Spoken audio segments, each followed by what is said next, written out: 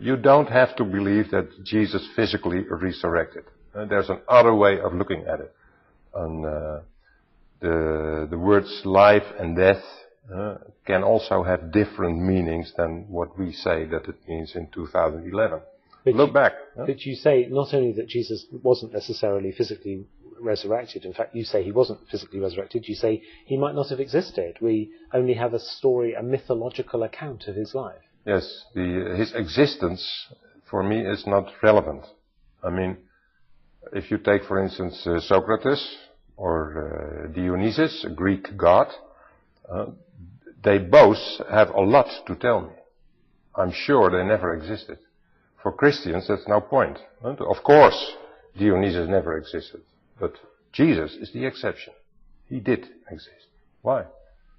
Because, so I say his existence is not relevant, because the message, or what the story about Jesus has to tell me, has nothing to do with his physical existence. But it's a central feature of Christianity that Jesus did exist, that he was the Son of God, and that he was resurrected from the dead because he was the Son of God, and that process, his death on the cross, was designed specifically by God to liberate everyone from their sinfulness.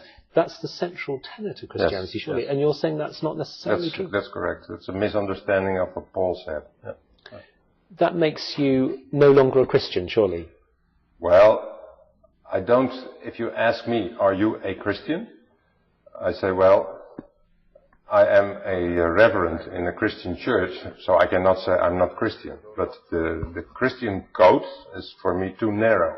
I am Christian because I'm in a Western European tradition and culture, but it doesn't feel that way, because my understanding of the word God is that is one word of saying things or expressing experiences for which you also can use other words, like for instance Allah.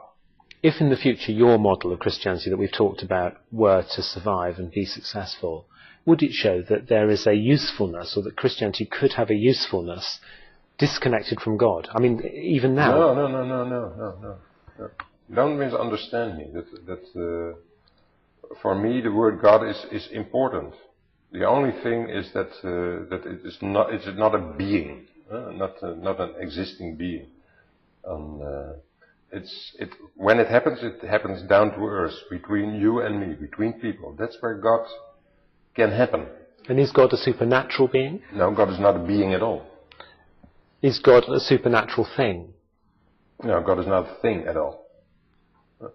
What is God? It's a word for experience, or human experience.